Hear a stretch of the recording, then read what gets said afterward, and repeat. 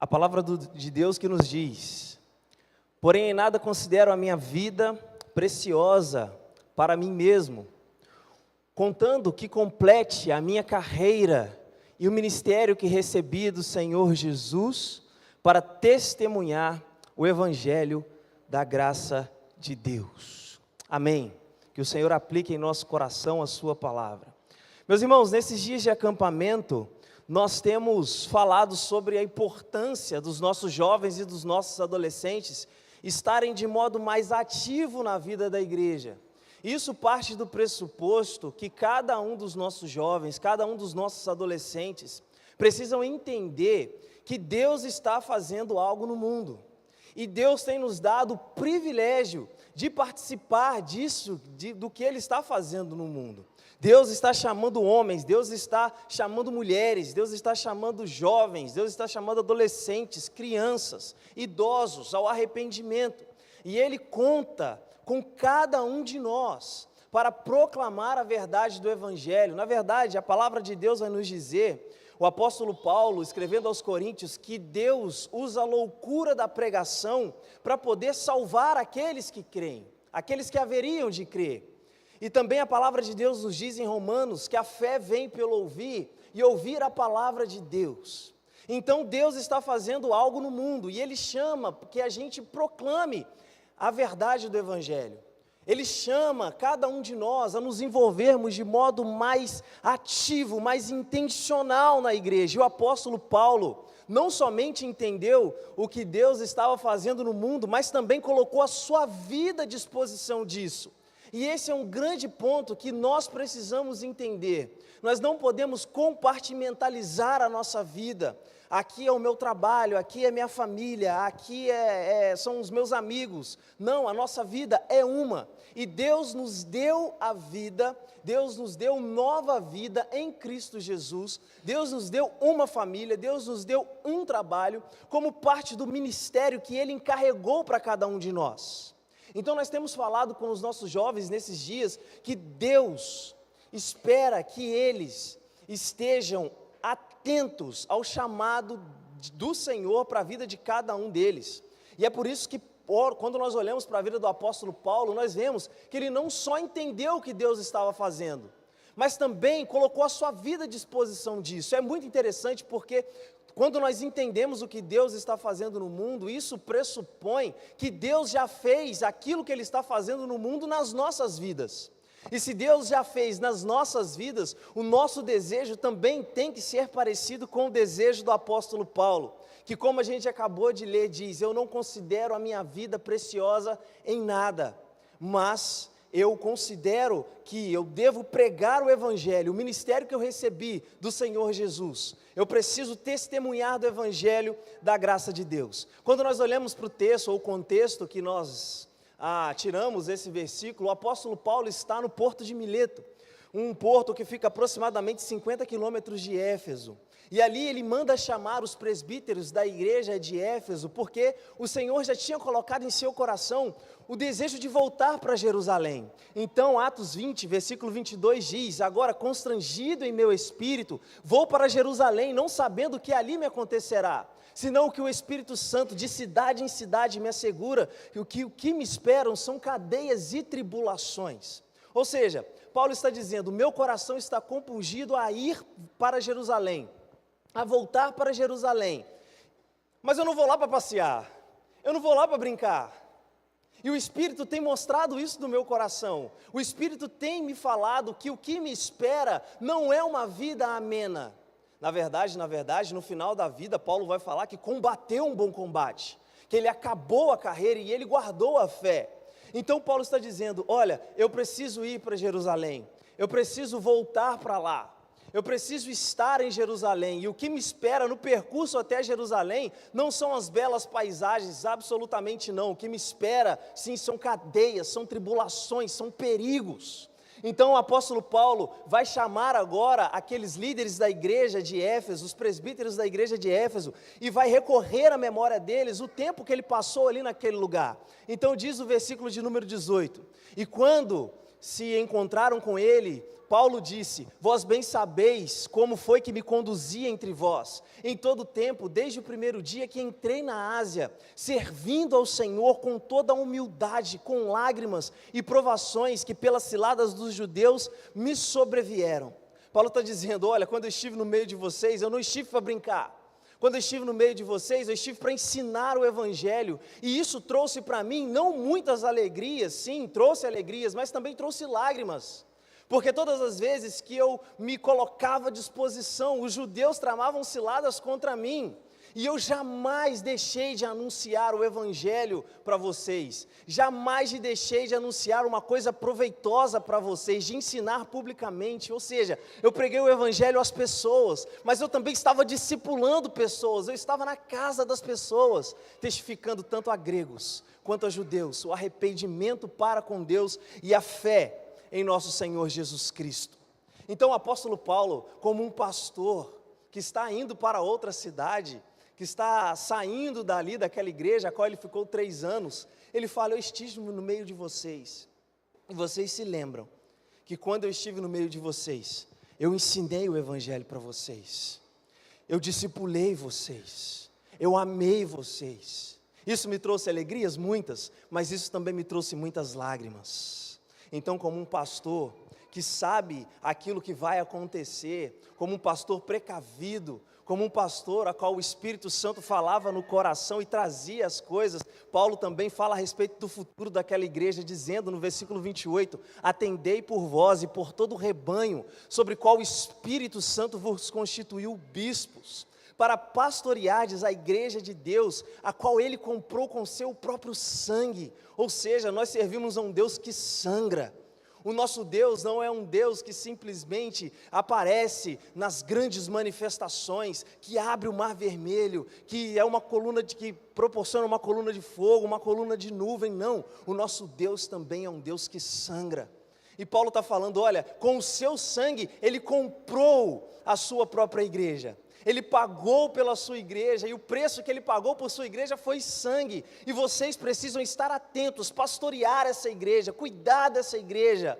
E eu sei que depois da minha partida, e aí é que a gente precisa tomar muito cuidado, meus irmãos, porque Paulo não fala que virá de fora, Paulo diz que virá de dentro. Eu sei que depois da minha partida, entre vós penetrarão lobos vorazes, que não pouparão o rebanho. Eles vão aparecer do meio de vocês, eles vão se levantar no meio de vocês, então vocês são chamados a pastorear a igreja de Deus. Dentre vós mesmos se levantarão homens falando coisas pervertidas para arrastar os discípulos atrás deles. Portanto, vigiai, lembrando-vos de que por 3 anos, noite e dia, não cessei de admoestar com lágrimas a cada um. Paulo está colocando para fora o que está no seu coração. Isso aqui é um coração de um pastor. É o coração de um pastor fiel, de um pastor que está preocupado não em fazer com que as pessoas se sintam bem, mas está preocupado em ensinar essas pessoas para que elas se sintam bem com Deus, para que elas estejam bem com Deus. Então Paulo está falando, olha, eu estive no meio de vocês ensinando, e isso me trouxe lágrimas, isso trouxe lágrimas no meu coração. Então, quando eu partir, fiquem atentos, porque do meio de vocês, pessoas vão se levantar para fazer com que tudo que funciona nessa igreja não funcione da forma que Deus quer que funcione. Então eu entendo que Paulo diz para eles, no versículo de número 24, que é o que nós destacamos, apesar de tudo isso, apesar de ir para Jerusalém, e o que me espera lá são cadeias e tribulações, o propósito da minha vida é glorificar a Deus enquanto eu sirvo aos homens.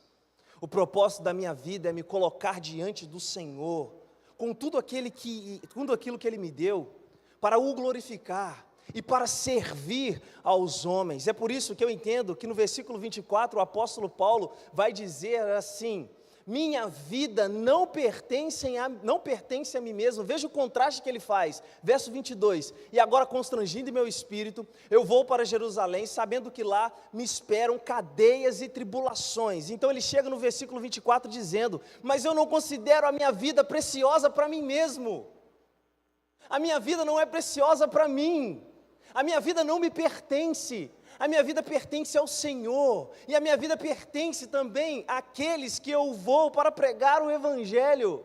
É por isso que lá em Romanos capítulo 1, o apóstolo Paulo vai dizer que é devedor, devedor dos bárbaros. Ele é devedor, ele sente que deve ir. Por quê? Ele tem um senso de urgência, uma consciência tão clara do que Deus fez na vida dele, que ele diz: a minha vida não é preciosa para mim mesmo. Meus amados, nós precisamos refletir a respeito disso, porque às vezes nós consideramos demais os nossos próprios negócios, os nossos próprios objetivos, os nossos próprios desejos, a nossa própria vida. Fica claro aqui que o ego do apóstolo Paulo foi preenchido por Cristo, e o egoísmo foi completamente retirado da vida, de sua vida. É como se o apóstolo Paulo estivesse dizendo: não é que a minha vida não seja importante, é que a minha vida não é importante para os meus próprios desejos. A minha vida é importante, sim, o Senhor deu a vida por mim, para me resgatar, mas ela não é importante para os meus próprios desejos, para o meu egoísmo, para os meus propósitos, os meus objetivos de vida. Não, a minha vida não me pertence. A minha vida pertence ao Senhor e àqueles aos quais eu vou pregar o Evangelho. Por isso que o apóstolo Paulo diz: olha, não, a minha vida não é preciosa para mim mesmo. Pode vir as tribulações, podem vir as cadeias. O meu desejo é simplesmente servir ao Senhor. Nossos desejos, nossos negócios são importantes demais para nós. De modo que as coisas dessa vida, meus irmãos, se tornam extremamente preciosas aos nossos olhos. E assim, de modo muito claro, a gente se esquece da orientação bíblica que diz para cada um de nós: pensais nas coisas que são do alto e não nas que estão nessa terra. Paulo compreendeu o que Deus estava fazendo no mundo, e ele disse: eu quero colocar a minha vida toda à disposição disso. Isso diz respeito no serviço que nós estabelecemos aqui na igreja. Isso diz respeito ao serviço que nós estabelecemos às pessoas que estão lá fora. Isso diz respeito ao serviço que Deus chamou a cada um de nós para executar. É por isso que amar a obra do Senhor pressupõe esvaziamento do eu e um senso de compromisso. Nós não faremos a obra do Senhor como devemos fazer, se nós não obedecermos a palavra do Senhor Jesus Cristo, que diz: negue-se a si mesmo, tome a sua cruz e siga-me. Senhor Jesus Cristo está dizendo: se você quer ter um compromisso com a minha obra, é um caminho sem volta. Porque você sabe o que acontecia com a pessoa que estava indo para ser crucificada. Você sabe. Você sabe que essa pessoa estava indo para nunca mais voltar. Então Jesus Cristo diz: se você quer ter parte com a minha obra, negue-se a si mesmo. E a mesma coisa de dizer: a minha vida não é preciosa para mim. A minha vida não me pertence. E isso faz com que, meus irmãos, um compromisso, um senso de compromisso seja gerado em nosso coração, que agora o nosso coração arde simplesmente por fazer as obras do Senhor. Nada aqui agora, no contexto da igreja local, se torna pequeno. Não, juntar as cadeiras se torna algo grande. Por quê? Porque eu estou fazendo isso para o meu Senhor. Está na recepção, está no som, está na mídia, está em qualquer lugar, na música. Tudo isso agora não é mais pequeno, não existe algo maior ou algo menor, absolutamente não. Agora tudo tem o seu grau de importância, e o meu coração queima por lavar um banheiro no acampamento, se preciso for. Porque a minha vida não é preciosa para mim mais. A minha vida não é preciosa para os meus próprios. Eu não vou lavar banheiro de acampamento, porque, vou meter minha mão nesse negócio. Você não está nem aí para isso mais. Porque o ego foi colocado no lugar onde ele deve estar. Ou melhor, segundo aquilo que Tim Keller diz, o ego foi preenchido, e preenchido por Cristo. Isso é muito importante para a reflexão de cada um de nós. Amar a obra do Senhor pressupõe esse esvaziamento do eu e dizer: a minha vida não é preciosa para mim mesmo. Mas também, eu entendo que Paulo está dizendo nesse texto: minha vida tem um propósito estabelecido. Veja o que o texto diz: porém a minha vida não é preciosa para mim mesmo, contanto que eu complete a minha carreira e o ministério que recebi do Senhor Jesus. Isso é simplesmente fantástico, meus irmãos, porque Paulo compreendeu que o propósito da sua vida não estava sendo sustentado naquilo que ele poderia ser. Veja o que ele diz aos Filipenses, no capítulo 4 até o versículo 8.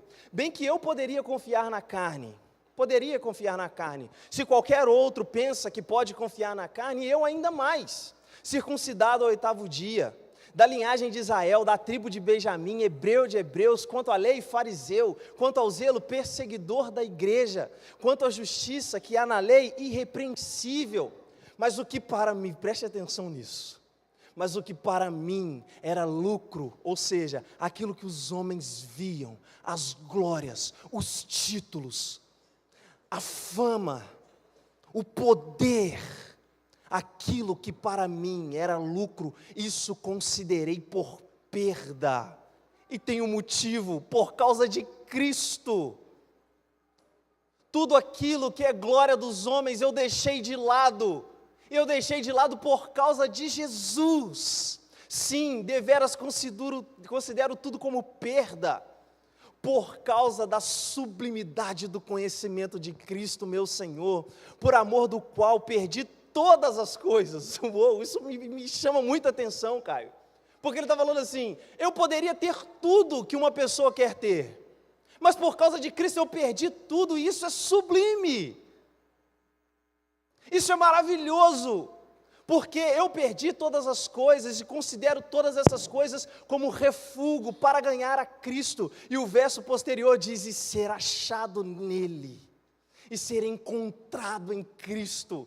Vejam o que esse homem está dizendo, eu não considero a minha vida preciosa para mim mesmo, porque todas essas coisas são preciosas aos olhos do mundo, mas eu considerei todas elas como perda, para poder ganhar a Cristo, e ser achado em Cristo. E quem estabeleceu o propósito da minha vida é o próprio Cristo. Paulo não estava preocupado naquilo que ele poderia ser, mas ele estava focado naquilo que Jesus Cristo o transformou. Por isso que ele vai dizer em Atos, ou melhor, o Senhor Jesus Cristo vai dizer para o seu discípulo em Atos capítulo 9, versículo 15, o Senhor disse, vai, porque este quem Paulo, é para mim um instrumento escolhido, para levar o meu nome perante os gentios e reis, bem como os próprios filhos de Israel, pois eu lhe mostrarei o quanto lhe importa sofrer pelo meu nome. Paulo tem a consciência de que quem deu o trabalho para ele executar, não foi um homem, quem deu o trabalho para ele executar foi o próprio Senhor Jesus Cristo. É por isso que nos prólogos da carta do apóstolo Paulo, ele vai dizer, Paulo, servo de Jesus Cristo, Paulo, pelo mandado de Deus, Paulo, constituído para ser apóstolo, Paulo, aquele que foi designado por Deus. Ele sabia que o ministério que recebeu não foi de homem algum. Quem deu esse ministério para ele foi o Senhor Jesus Cristo. É por isso que ele entende que a vida dele não é preciosa para ele mesmo, mas para o Senhor Jesus, porque ele recebeu esse ministério de Jesus. E aí é óbvio que a gente precisa se perguntar, qual é a missão que Deus encarregou a você? O que Deus deu para você fazer? O que você entende que Deus lhe chamou para fazer? Porque doutrinariamente nós sabemos que cada crente tem um dom, não é isso, pastor? O Senhor dá a cada crente um dom, então Ele deu um dom para você, Ele estabeleceu algo para você fazer. A forma que você tem vivido esta carreira que Ele mesmo estabeleceu, tem sido compatível com a importância da missão, e a missão é chamar pecadores ao arrependimento, e nós precisamos pensar isso, meus irmãos. Se Deus me chamou para fazer algo, e eu não estou fazendo, eu estou sobrecarregando alguém, porque a obra precisa ser feita, e se eu não faço o que Deus me chamou para fazer, outro está fazendo aquilo que Deus me chamou para fazer, então esse alguém vai ficar sobrecarregado. Você nunca parou para perguntar por que as pessoas deixam de servir na igreja? Já parou para se perguntar isso? Porque as pessoas ficam sobrecarregadas, porque eu estou fazendo o trabalho de outro. Porque é para eu tomar aquilo que Deus me chamou para fazer, é para você fazer aquilo que Deus lhe chamou para fazer. E se eu tenho que fazer aquilo que você deve fazer, ou você faz aquilo que eu devo fazer, a gente não vai fazer do jeito que Deus quer, porque a gente vai ficar sobrecarregado. Então é importante a gente pensar que Deus estabeleceu algo para você fazer, para que eu possa fazer, e o modo que eu estou correndo a minha carreira tem sido compatível com a importância dessa missão. Porque a missão é grande demais. A missão que a gente tem, ela não vai ficar aqui nesse mundo. A missão, a gente começa aqui, mas ela tem ecos até a eternidade. Ela chega lá, porque à medida que você trabalha para a obra do Senhor e alguém é salvo, essa pessoa vai estar com você na eternidade. Essa pessoa vai estar com você para todo sempre. Então não fica aqui, ao contrário dos nossos desejos, ao contrário dos nossos objetivos, ao contrário dos nossos propósitos. Vai para lá.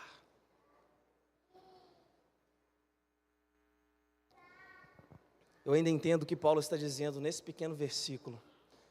Minha vida tem um propósito estabelecido e o propósito da minha vida é testemunhar o Evangelho de nosso Senhor Jesus Cristo. Paulo recorre à memória dos líderes efésios para mostrar que as palavras do seu discurso eram reais. Vamos ler junto o que está aí em Atos capítulo 20, versículo 19? Servindo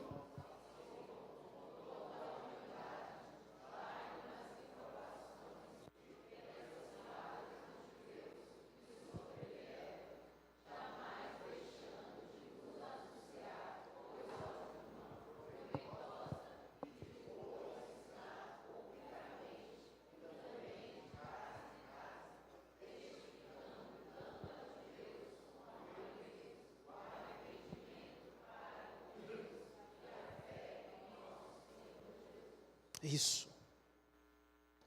Ele está recorrendo à memória deles para dizer, olha, vocês se lembram como foi o meu serviço aí. Porque Paulo não seria simplesmente alguém que fala para os outros fazer, mas não faz.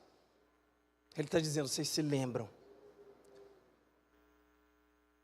Quando eu estive entre vocês, como era a minha vida. É por isso, meus irmãos, que proclamar o Evangelho e viver o Evangelho, que é o nosso tema para esse ano, devem ser coisas inseparáveis. À medida que eu proclamo, os outros ouvem. À medida que eu sirvo, eu ajudo os meus irmãos a proclamarem, para que outros ouçam do testemunho da graça de Deus. Ou seja, você está pregando, as pessoas estão ouvindo, você está servindo aqui na igreja, você está ajudando outros a ouvirem a mensagem da graça do Senhor Jesus Cristo. E é assim que as coisas funcionam. Nós vamos servindo uns aos outros e pessoas vão se chegando a nós. Nós vamos colocando a nossa vida à disposição para que tudo aconteça da forma que Deus quer, e aí Ele vai acrescentando pessoas dia a dia, aqui à igreja, Ele vai acrescentando pessoas que são salvas por Ele mesmo, e é por isso que nós, finalizando esse acampamento, a gente precisa pensar, como tem sido a minha disposição em servir. E não se engane, meu irmão, tem espaço demais para você servir nessa igreja. Tem coisa demais para fazer, quer ver? Jéssica, precisa de gente no Ministério Infantil? Precisa. Tiago, precisa de professor de escola bíblica? Claro que passa por todo o crivo, né? Mas precisa. Precisa. Diane, precisa de gente no Ministério da Família? Precisa demais. Cadê Tia Socorro? Cadê? Está ali. Precisa de gente no Ministério de Missões? Precisa. Precisa de gente no evangelismo, Rodrigo? Precisa. Cadê a Neide? Precisa de gente na introdução? Precisa. Precisa de gente em todo lugar dessa igreja. Por quê? Porque Deus está fazendo algo no mundo, está chamando a cada um de nós para participar. Deus está fazendo algo no mundo e chama você para participar disso. Precisa de gente em vários locais, tem espaço demais para servir. Tem espaço demais. Cadê o Souza? Souza, precisa de gente aí no multimídia? Precisa.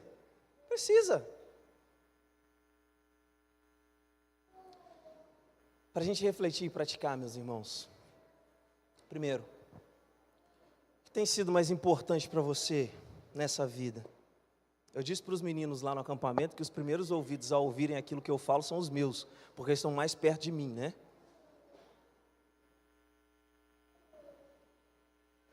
O que tem sido importante, precioso para você nessa vida?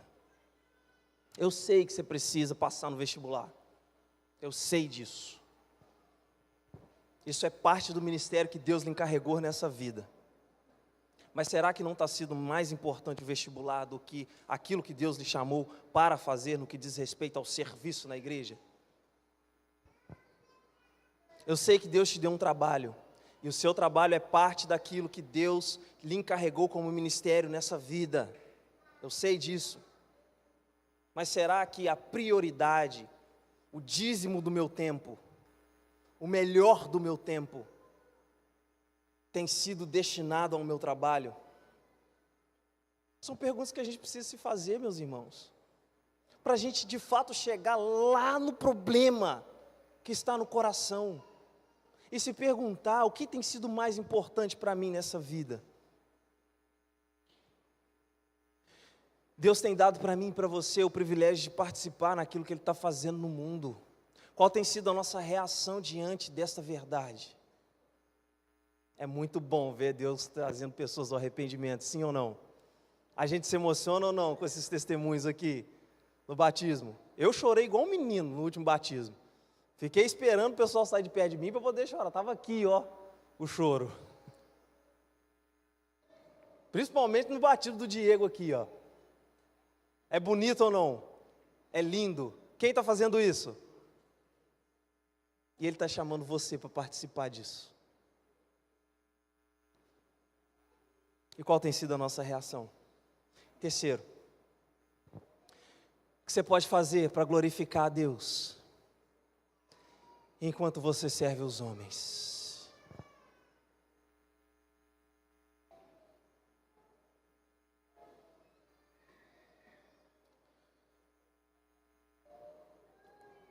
Vamos refletir, meus irmãos, a respeito disso que a gente ouviu aqui. E o nosso desejo deve ser de fato, como o apóstolo Paulo disse, nós também falarmos: em nada considero a minha vida preciosa para mim mesmo, contanto que eu cumpra com alegria a carreira e o ministério que recebi do Senhor Jesus Cristo, para testemunhar do Evangelho, da graça de Deus. Oremos. Senhor Jesus, muito obrigado pela sua palavra que nos mexe com a gente. Obrigado pela sua palavra que transforma o nosso coração. Obrigado pela sua palavra que nos tira de um lugar cômodo. Se existem pessoas, ó Pai, aqui que ainda estão acomodadas, como eu já estive em um momento da minha vida, como eu sou tentado a estar em vários momentos, que o Senhor, pelo Teu Espírito, ó Deus, nos erga e nos levante como um exército que marcha até as portas do inferno e que arrebentam as portas do inferno, porque diz a Tua palavra que as portas do inferno não prevalecerão contra a igreja que o Senhor estabeleceu. Então, como um exército que marcha, nós, ó Deus, juntos possamos, servindo a igreja do Senhor, servindo ao Senhor, resgatar pessoas que estão desfalecendo neste mundo caído, Pai.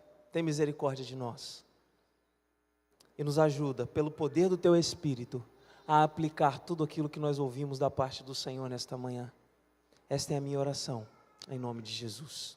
Amém.